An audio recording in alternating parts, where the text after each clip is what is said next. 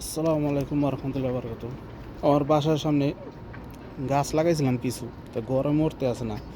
তার ভিতরে পেঁপে গাছের আইডি ফেলাইছিলাম আর 1 বছর আগে, দেখি এই বছর উঠছে।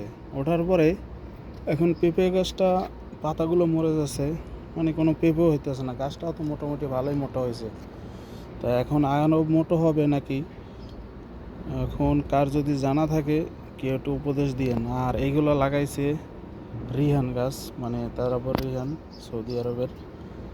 তো এইগুলোতে অনেক আছে, মানে ঘ্রাণ আসে। আর এটা হইলে এই আর একটা গাছ লাগাইতেছে, আমি তো লাগাইছিলাম, আমি কিছু সবজি চাষ করবো এখানে, তো আমার মালিকে লাগাইতেছে আর কি আর করার আছে।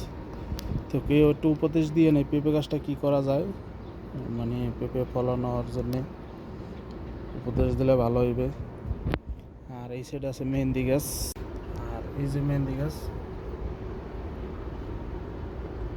তো কেউ জানলে উপদেশটা দিয়ে না আমার। এই যে মেহেন্দি গাছ আছে, কার যদি মেহেন্দি লাগে আমার এই যে গাছ করেন, দেওয়া যাবে, অভাব নাই।